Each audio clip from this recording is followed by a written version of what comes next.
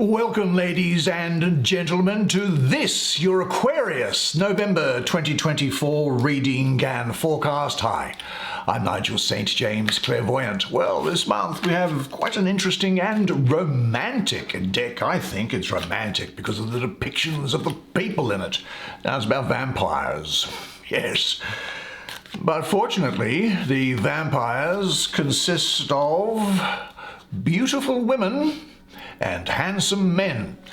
So, something there for everybody, no doubt. And the deck is called, what is the deck called? It's the Tarot of Vampires. Surprisingly enough, for a tarot deck about vampires. There you are, easy to search for, presumably.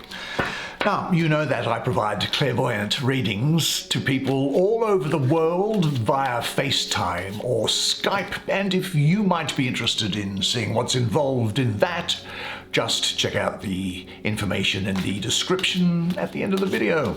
I charge for those, I have to, I've got expenses of course. But there's another gift which I offer to you for free, and it's nothing to do with the clairvoyant reading. It's the gift of healing, and the healing comes through me and not from me. Now, it comes from, well, you can put two and two together, I guess. And you might be saying to yourself, well, look, if you're doing it for free, it doesn't work, or it's no good, or somehow or other I'm getting ripped off. Look. I know and knew decades ago that it was given to me, this gift, on the basis that I receive nothing in return for it. Because if I were to, then it wouldn't work, so I can't charge for it even if I wanted to. And it's my sole contract to do it. Now, why did I get it? I don't know. There's nothing particularly special about me. That's the reality of it. But having got it, I must use it. And so it is offered for free.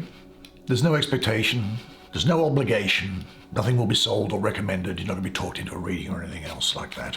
So, enough said about that, right? Now, there's no video advertisements breaking their way into this content, so you get to enjoy the experience direct with no interruption. And we're going to take 5 cards, because that's all we're going to need. So, show me the magic.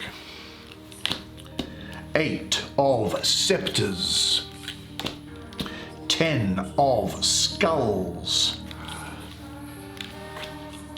6 of knives. A lot of Aquarius energy around that is what I feel already. The star, as there is with that, in my opinion. I won't give anything away yet. And there's the 10 of scepters. Right, I'll bring the camera around, shall I? That way you and I can have a good close look at the handsome men and pretty girls. And the cosmic energies will swirl and speak to us both while I do the reading for you. What a fascinating month for you. A lot of Aquarius, Saturn, your planet. Saturn here, your planet, bringing you back onto your path to know how superb, wonderful and unique that you are, even in times when, and I'll focus something on this card here in just a moment, I want to deal with this first, where sometimes you feel like you can't express yourself properly or you feel repressed in some way. In fact, what I'll do is I'll pin to the top of the comments a video I did at some point, which shows the spiritual meaning of the planets. It's all a long timeline split up, so you can go straight to Saturn as you go along the sideline if you want to see the effect of Saturn. Now let's have a look at this first card here, which is the star. This is, if you like, a real summary of you for this month, and these other cards are showing the process that you go through and resulting in tremendous well-being.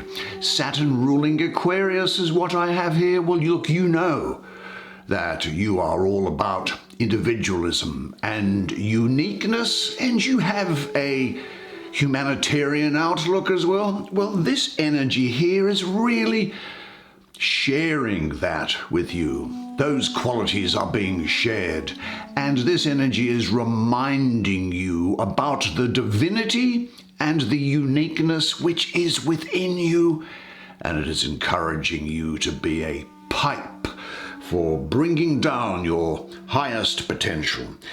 This is a time when you do have inspiration, almost a divine inspiration, if I may say, a self-recognition which overcomes this, radiating attraction, a clear vision, more particularly a great trust in yourself, and almost a connection to universal intelligence. This is speaking to you of hope, happiness, opportunities, optimism, and cosmic blessings. Do you know, the cosmic inspiration of the highest nature is coming to you. And it's coming to you and being made manifest on the material plane around you. Now this water carrier, as you are, in a sense I suppose she's a water carrier. She's got these two cups that are going on there. She is in the process of bringing this about. Now, this person here is fully open to the input from the spiritual plane and passes it on to you in full service to you and to the highest good. Now, she, and I'd say that you, will be almost a channel used by divine energy to bring about things on earth. Now, in each hand, she's holding a cup through which this divine energy pours, and her hair with this, is it a bird sitting on her shoulder there? That's almost like an antenna which collects this divine inspiration. There's a new crystal clear vision that's bringing form and purpose to you, to things that were only a moment ago perhaps just a vague impression. You gain a more penetrating view into the boundless potential which is within you. And the power of the inspiration that you receive, it is going to give wings to your soul and lets apparently impossible things turn up in marvelous ways. Now, it is inevitable that you are going to be fulfilled and inspired by life, and this is a reminder to you to follow your dreams, the dreams that give you the most information and inspiration. Be open to love and trust creation and what it brings. Do you know, I think also around here I'm getting the message that encouragement is now being given that to you, that I think even though you have been through some testing times in the past, well, now is a time really when you can move forward with renewed hope and live an inspired life where you can express yourself fully. So let your star rise. Stay in contact with the earth. Trust your environment and find ways to let others share this wonderful energy with you. Because you will be tested and recognized by the fruits that you bear. You understand that, don't you? Incidentally, I'm just getting something here which is really asking the question as to whether you are really totally fulfilled in the present area of your work activities. But do check to see that you are doing everything possible to bring your ideas into form, and say to yourself, I am a radiant light being. I am a star that walks upon a bigger star, and I can see what can be of benefit to people around me. And my creative powers of imagination and my connection now to all-encompassing consciousness, well, they show me the way to realize my ideas. Now, as I say, I mentioned this here before because I'm getting up from it perhaps this feeling that bubbling underneath you, underneath the surface, although this is something that is going to be disposed of, I think, is almost like a repressed feelings, almost like an energy held back. Maybe you are feeling the weight of things that you are trying to carrying too much. Maybe you feel that you don't have any control over the circumstances. Well, no one has control over circumstances around them, but actually you have more chance to influence them than I think you believe is possible. Now, I spoke of Saturn, and here is Saturn in the third decan of Sagittarius. Well, the Sagittarian readiness to communicate is astrologically, in a sense, being blocked by Saturn. And it may be that you have some anxiety or sense of fear hanging around.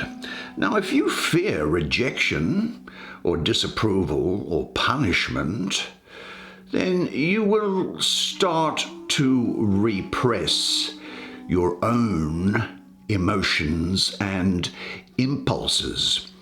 Now, your strength, your vitality, and your life energy maybe seems to be hanging around for a while. You don't feel that you can express it properly. But if these things are repressed, then these energies can turn into irritation or an aggression. And if the aggression finds no external outlet, you might turn it in upon yourself. And this can show up as self-denigration. Do you know that the most powerful words that you will ever hear in your life are the words that you speak to yourself? Your subconscious believes you, whether it's right or not. But this is also calling upon you, particularly in connection with this which is stating it openly, dramatically, and it's applying it to this, that you can search throughout the entire universe for somebody who is more deserving of your love and affection than you are yourself. Because that other person isn't to be found anywhere. You, yourself, as much as anybody in the entire universe, you deserve your love and affection. Do you know the greatest thing in the world is to know how to belong to yourself? And if these, and I think they're going to go away now, because we're talking about them, we're bringing them to the surface, right? Where I've said that if you don't let your emotions flow, if you don't live the life that you are meant to live, and what Saturn is doing is it's saying this is the time to come back on course and live in accordance with your soul purpose, then you can inside have anger and resentment or jealousy. Well, you realize that anger, resentment, and jealousy, they don't change the hearts of others. They only change your heart. And always, just particularly you, be true to yourself, because one of the greatest regrets in life is being what others want you to be rather than being yourself. Now, and I am spending some time on it, I understand that, but do you know, I think it's important, because you know that when you get hurt, your body immediately starts to try to heal that hurt. This is what you're coming to, this understanding that I'm speaking of this month. Now, that healing of the body, this works for your emotions and as well. If you were scarred socially by an incident of rejection or bullying, and this can happen all over the place, workplaces, in social life, in romantic relationships, well then, when you're hurt in that way, you do immediately start trying to heal. Now, like pus comes out of wounds, emotions flow from psychological wounds. And you'll be saying to yourself, look, what is it that I really need at the moment? When I am out of that dangerous situation that scarred me, and I become triggered by some little thing, what do I need? Do I need someone to look at me and say, hey, you're really sensitive, aren't you? Or, oh, gee, I just didn't mean it like that. Do you need someone to justify their actions or tell you to take it easy? Because the situation didn't really require such a reaction in their point of view. And from yourself, do you really need a ton of self-judgment with liberal helpings of shame? Do you need to run away, to suppress, to hate your sensitivity to situations that seem to be, quite bland to other people? No. You don't need all of those versions of rejection of a natural healing process. You wouldn't feel shame over a wound doing what it has to heal, nor would you have shame if another did that. So why do you do this to your heart wounds? Why do you do it to yourself? Now, the next time that some seemingly harmless situation triggers you or someone around you into an intense emotion, realize that this is just an attempt at emotional healing. You will realize that the danger is no longer there, but don't suppress the healing of old dangers and old pains. Allow the pain. Allow the tears. What the heart doesn't weep for, the body does. Then you have a chance at healing. And the endless cycles of repression that might have been coming through for generations, they disappear. So fall open, break open, and sit with others in openness, and let love be your medicine. Because whether you are consciously repressing yourself or not, recognize that there is much more which you would like to express, to experience, to enjoy, and to celebrate. Dare be you. Say, I have the right to follow my feelings and life impulses. But you have this, and this is just reinforcing the fact that you have it and that you are healing and that you are going through and getting rid of all those other things which in some way were holding you back or causing you pain. This is Mercury in the second decan of your sign of Aquarius, which is the 30th of January to the 9th of February.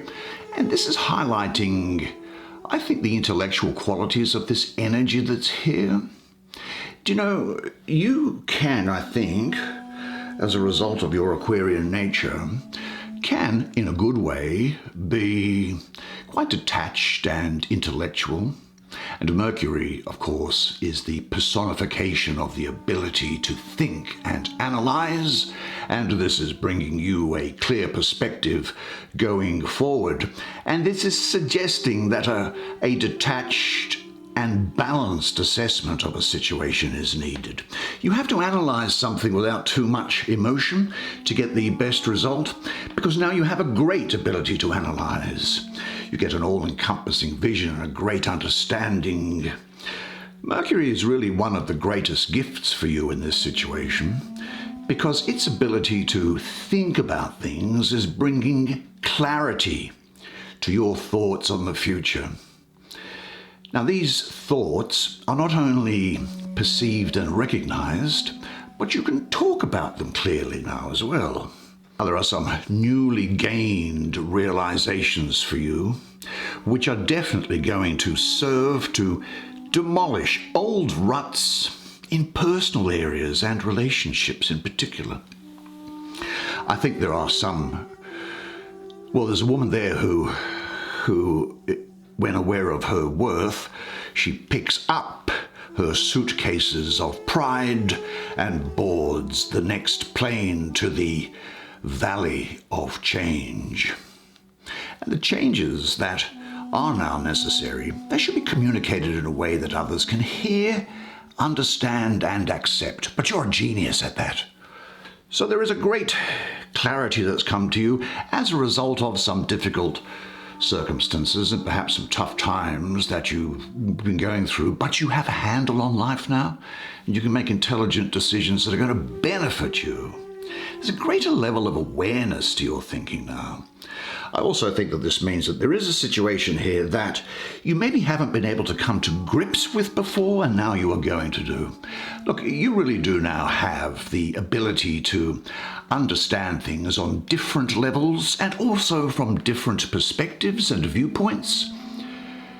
Now, do ask yourself, though, where are and what are the ruts in your life? Trust your insight, communicate in ways that others will understand, and allow this rose that's in here within you of the star, allow this rose to unfold and say to yourself, the rose of recognition blossoms in my heart. But you take quick action on things once you've worked out what needs to be done to sort yourself out, to get rid of any relationships or situations that aren't serving you, or which you've outgrown. We all outgrow things. Here's the number 8, which I have an association of Mercury with, incidentally. It also, for me, from the numerology, speaks to you this month of having power, balance, harmony, practicality, skill, and in particular, there is a decision. You'll be very decisive here. Now, this also astrologically has Mercury in it, this time in the first decan of Sagittarius, which is the 23rd of November too, and it'll be the 2nd of December, I suppose. So what you're really going to find is that you are going to have the great skills of communication and the mind coming from Mercury, along with the swiftness of the arrow, which is a result of Sagittarius, and this may well be producing a restless intellect within you.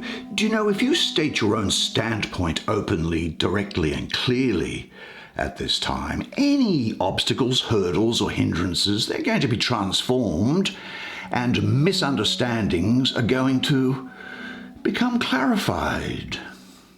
I think you will find your own inner center and present your position with emphasis and openness. This emphasis is directly here, I think. And I think that a problem which seemed to be unsolvable until now is it's just going to fade meaninglessly into the background. More particularly, you will overcome the tendency to procrastinate and to hesitate, and you will be prepared to call out problems and rob them of their power to restrict and hinder you. There's light, particularly with this, I imagine it's the sun here, says that there's a process of regeneration here that's now coming to the end. You've gone through it, and you look back and you realize that the difficulties of the past, they have, with your own inner work and strength and perseverance, they've helped bring about this learning process, and it's now come to a completion. Now, looking at this fellow here again, he's not wearing any shirt, so he's quite open here.